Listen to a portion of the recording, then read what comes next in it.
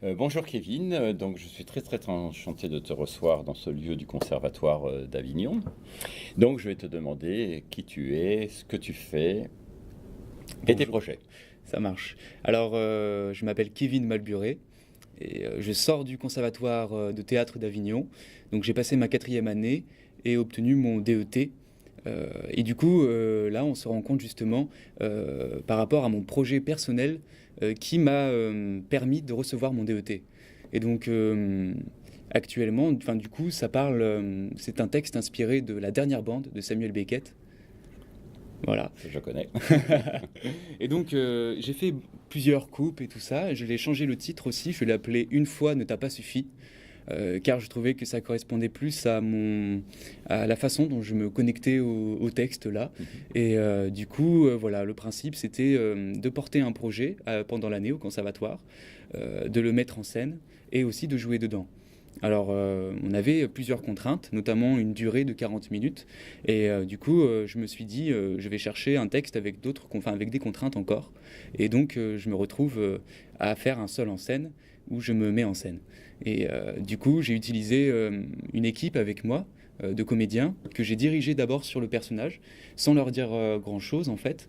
Et au fur et à mesure, je les ai amenés quelque part, là où je voulais qu'ils soient. Et à partir de là, je leur ai demandé de me diriger moi-même. Comme ça, il y avait une sorte d'aller-retour qui me permettait un peu de sortir, enfin d'avoir une vraie confrontation en fait avec un public ou avec un regard extérieur. Et donc mon projet, il parle, en gros le synopsis, c'est un vieil homme qui a 69 ans, qui s'appelle Crap, qui est cloîtré dans sa turne. Et en fait, chaque année de son anniversaire, il fait un bilan de sa vie. Et dans ces bilans qu'il enregistre sur un magnétophone, il raconte les différentes rencontres qu'il a faites. La plupart du temps, c'est souvent des rencontres avec des femmes. C'est une histoire de regard aussi. Beckett parle toujours des yeux, il est obsédé par ça. Et donc c'est une histoire voilà, de rencontre et aussi de séparation et d'isolement en fait face au monde extérieur. Et donc en gros ce personnage Crap à 69 ans, donc, sur scène, il est sur les derniers instants de sa vie et du coup il va écouter une bande qu'il a faite 30 ans en arrière. Et dans cette bande, on apprend justement tout son passé et pourquoi il en est là. Et donc, on apprend ses rencontres avec ces différentes femmes, en fait, qui lui ont bouleversé, et la mort de sa mère aussi, et aussi son rapport avec sa carrière, parce que Krapp était un artiste. Et donc, en fait, on entend dans la bande qu'il a choisi de ne plus chercher à vivre ce qu'il avait vécu, car il estimait que cela lui suffisait. Et à partir de ça, il s'est dit que il allait simplement se concentrer sur son art et piocher dans ce qu'il avait vécu. Et donc ça, c'était quand il avait 39 ans. Et là, il se retrouve à 69 ans et il a encore envie de vivre plein de choses. Et en fait, il a plus du tout les moyens. Donc sa seule issue, c'est d'écouter cette bande. Et donc pour être de nouveau. Et donc on apprend à la fin de la bande qu'il a renoncé à l'amour. Et donc, en fait, enfin, voilà, ça parle de l'amour. C'est formidable, oui, c'est vraiment très très formidable. Et alors quels sont tes projets futurs par rapport, par exemple au mois de juillet ou Ouais. dans les temps qui viennent? Alors, au mois de juillet, je travaille pour différentes compagnies, en fait, que j'accompagne, que je soutiens, je tracte un peu pour elles. Et du coup, sinon, mes projets personnels à Au moi. niveau théâtre, oui, Ouais. c'est ce qui m'intéresse. Alors là, je m'intéresse sur un texte de Kenneth White, Oui. ça s'appelle La Route bleue. C'est un auteur qui a inventé le concept de géopoétique. En gros, le personnage de ce texte, il veut aller au Canada à la recherche du Labrador et à la recherche de l'histoire du Canada et de l'Amérique.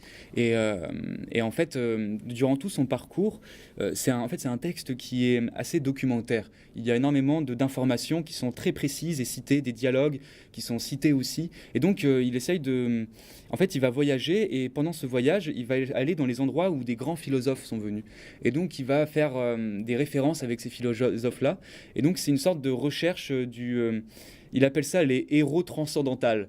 J'ai pas encore entièrement résolu l'énigme, mais disons, c'est un jeune homme qui aime les lettres, qui aime les pensées et qui cherche à ouvrir les façons de penser et à s'intéresser à l'histoire d'un pays comme l'Amérique aujourd'hui. Et ça, tu vas le faire quand et où?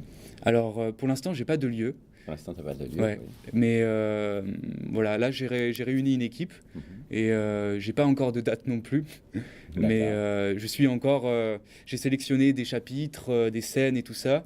Justement au festival, je travaille avec un conteur qui s'appelle Rachid Bouali que j'accompagne, je soutiens en fait, je tracte. Et du coup, j'ai pu en regardant ce qu'il faisait trouver des chemins, des formes en fait pour représenter cette histoire.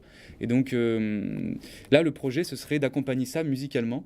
Et de faire et qu'il y ait un conteur en fait qui parle et donc il y ait différents personnages ensuite qui seront les personnages que ce conteur rencontrerait.